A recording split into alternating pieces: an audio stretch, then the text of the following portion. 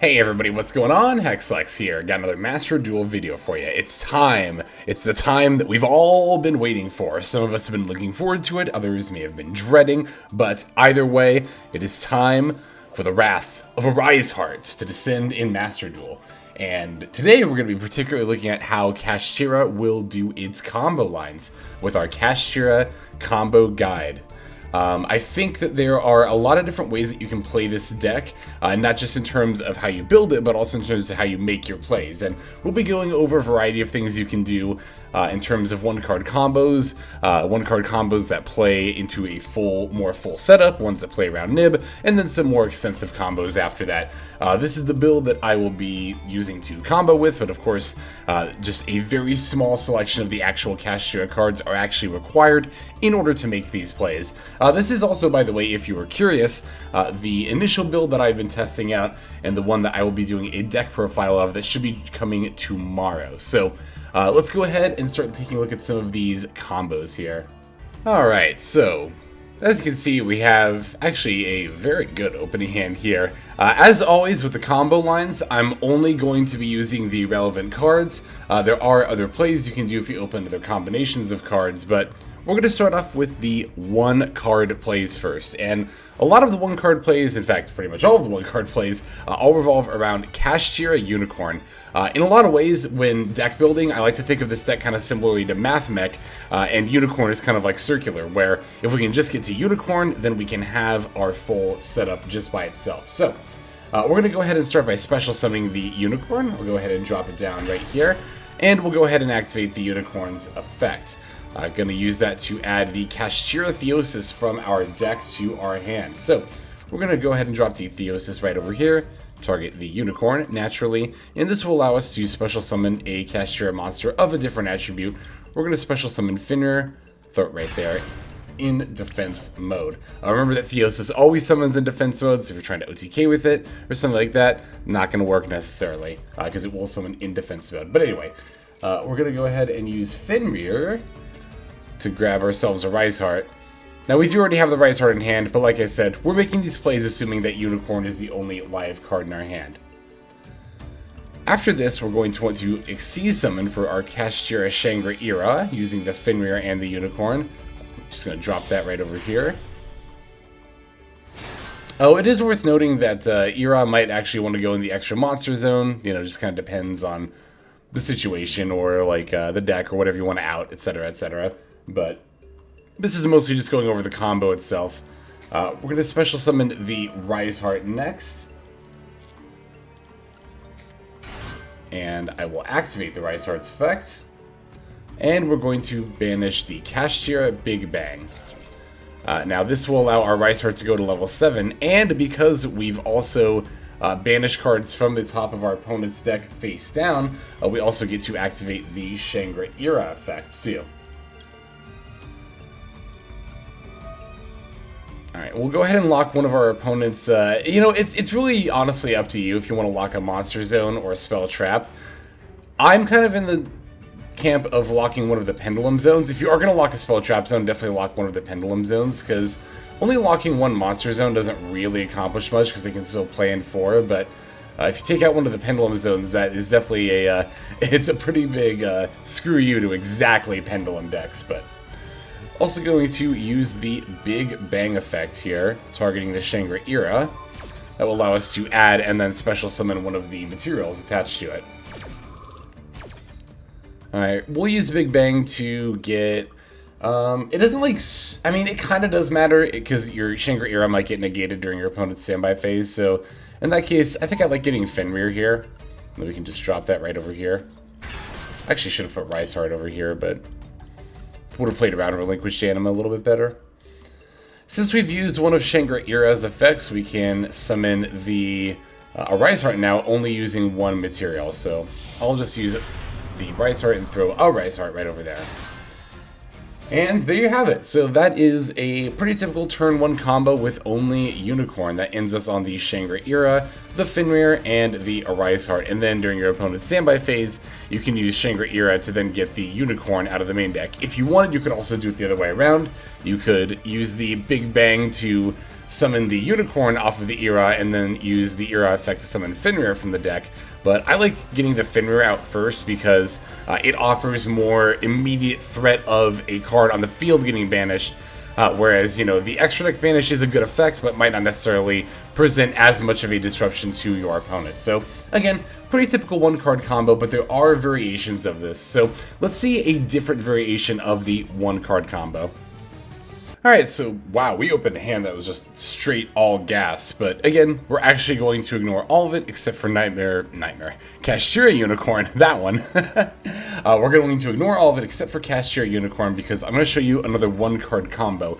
This is going to be a variation. This line will not end you on as nearly big of a board, but what it does do is it plays around Nibiru, as this combo is going to only be 4 summons. So, summon number 1, we're going to start with the Kashtira Unicorn, throw that right over there. Activate the Unicorn's effect to grab Kashtira Theosis. We will then activate our Kashtira Theosis targeting the Unicorn. For summon number 2, that's going to be Fenrir. Let's go ahead and activate the Fenrir effect to add Riseheart.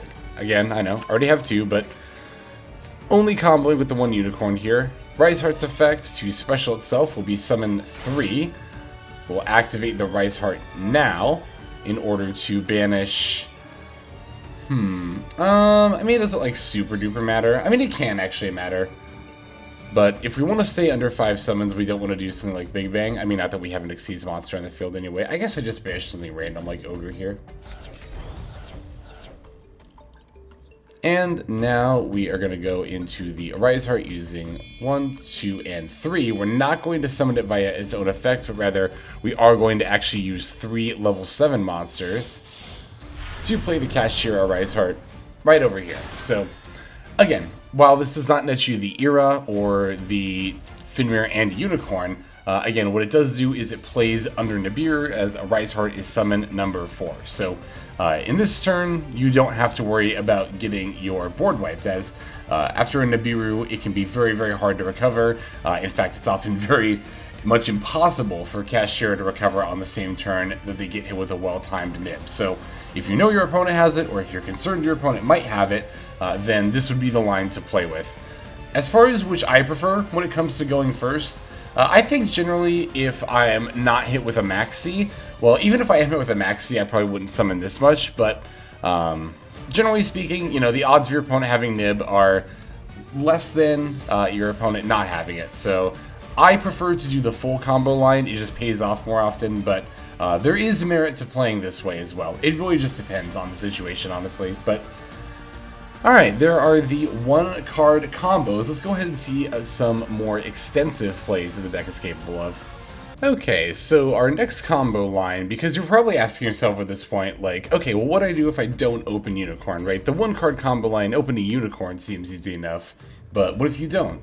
There are a couple of 2-card combos you can potentially open to help alleviate that, one of which is going to be Fenrir plus Birth.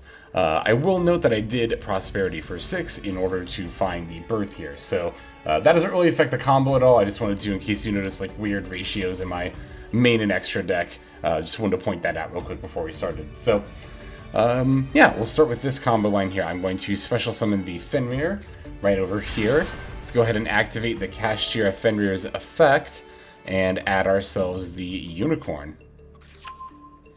Alright, now we're going to activate Kashtira Birth. And remember that Kashtira Birth says that we can normal summon level 7 monsters without tributing. So you might be thinking, well, you know, oh, you Fenrired for Unicorn, but now you can't special Unicorn. Doesn't matter, now that Birth is on the field, we can actually normal summon the Unicorn. So we're just going to go ahead and do that. And now we get to activate the Kashtira Unicorn's effect. We'll use that to add the Kashtira Theosis.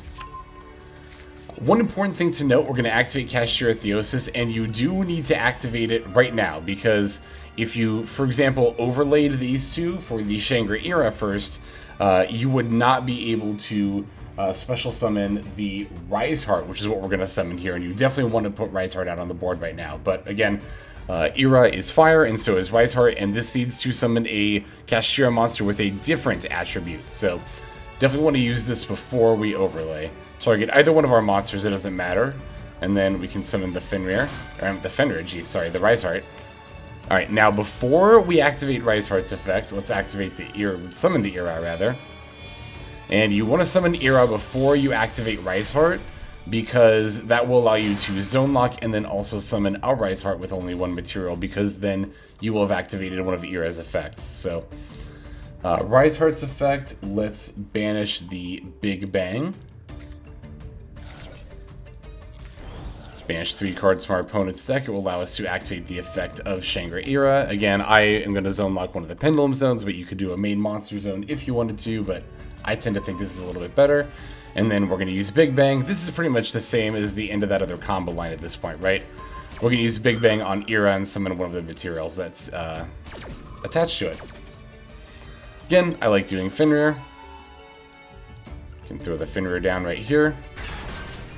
And then we'll block that zone. And now that we've used one of Ira's effects, we can summon the Arise-Heart.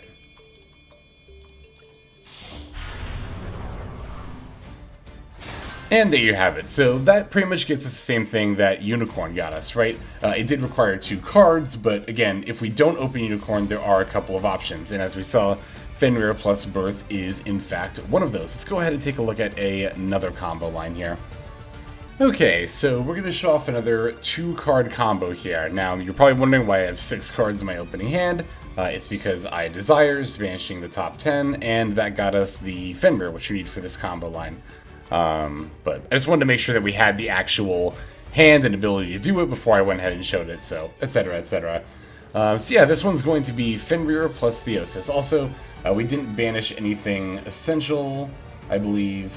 Oh, we did banish the Big Bang, but that's not like 100% essential. But I'll point that out at the end of the combo line there. But yeah, we can go ahead and do this. So yeah, Fenrir plus Theosis. I'll show you how to make plays with these 2 cards now. Let's go ahead and special the Fenrir right over here. I've definitely already done my stream and my pack openings and recorded other videos and getting a little bit tired at this point, but nah, we're all good. Alright, so we're going to, special summon the Fenrir and activate the effect. And Fenrir is going to search out a Riseheart. Alright, now we can activate the Kashtira Theosis, targeting the Fenrir, and we'll use that to special summon the Unicorn. We also get to activate the Unicorn's effect, and because we already used Theosis, of course, we'll go ahead and grab the Kashtira Birth. Now we can overlay the Fenrir and Unicorn, for the Shangri-Ira.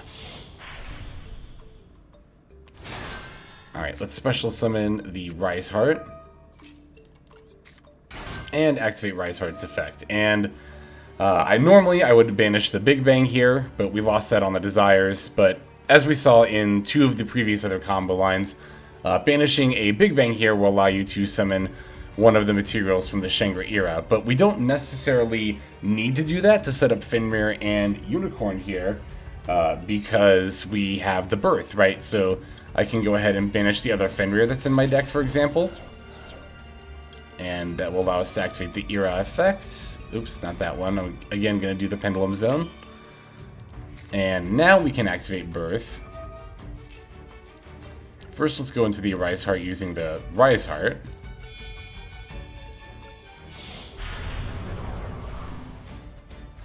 And we can use Birth in order to bring back that Fenrir that we banished off of the Riseheart.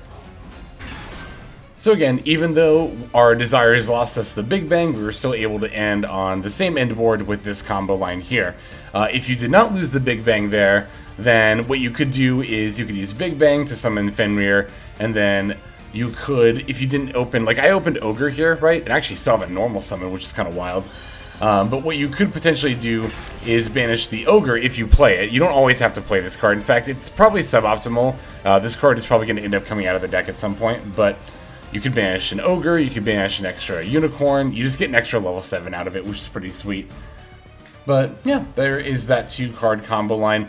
There are some other plays that I do want to show you, so let's go ahead and see the next one here real quick. Alright, so the next 2-card combo I'm going to show you is going to be Riseheart plus Theosis, once again ignoring the Unicorns in hand. It won't be quite as extensive as an end board as some we've seen, but it is certainly much better than nothing. And it's still actually a pretty good end board we're going to end up on. So I'm going to normal summon the Riseheart, and then I will activate the Kashtira Theosis effect. And let's special summon the Fenrir. Alright, now we will activate Fenrir's effect. We can use this to add the Scareclaw Kashtira. And now we can activate Scareclaw Kashtira's effect to special summon it from our hand by banishing the Theosis that's in our graveyard. Alright, from here we can summon the Shangri-Ira.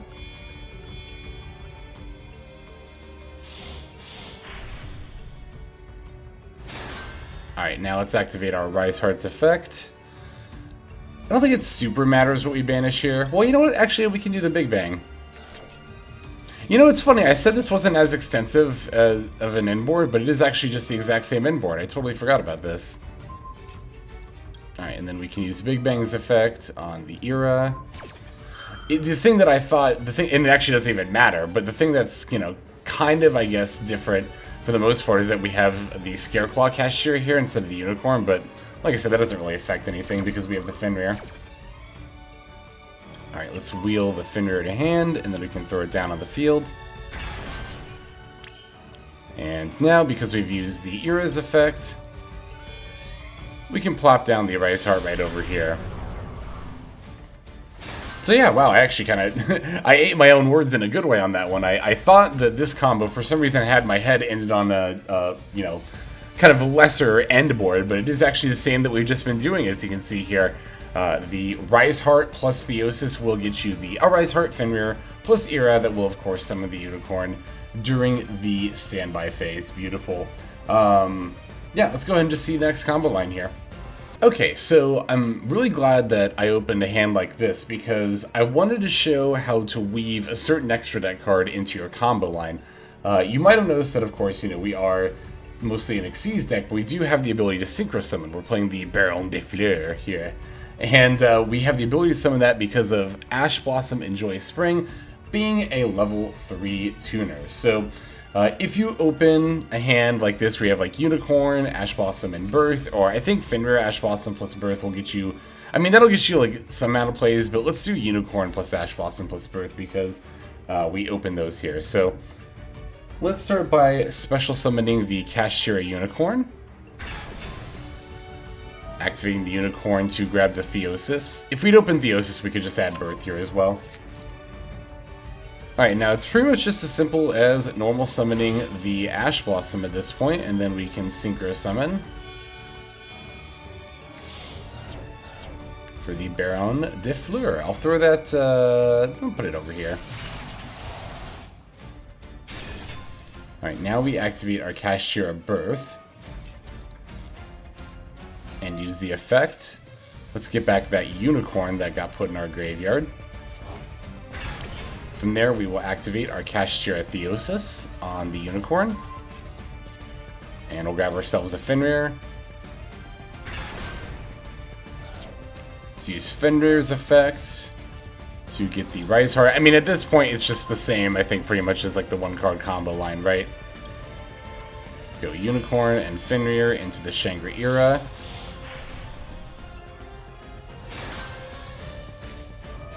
Riseheart's effect, special itself, because we have a Kashtira monster. Now we can use the Riseheart to banish the Big Bang. Again, yeah, just pretty much the same combo line at this point, except now we have the ability to play it under an Omni Negate, which is rad.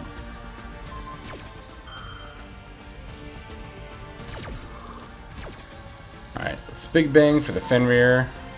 And we can just throw that down right over here. No avoiding the Anima Zone this time because we're going to end on 4 monsters. But there you have it. That's how to weave the Baronne into your end board.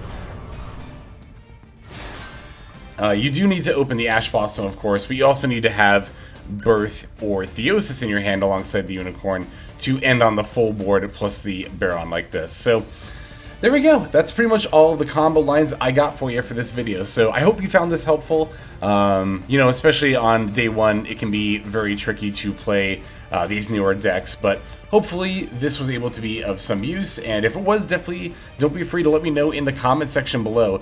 In any case, I definitely appreciate you watching, and let's just move now to our outro.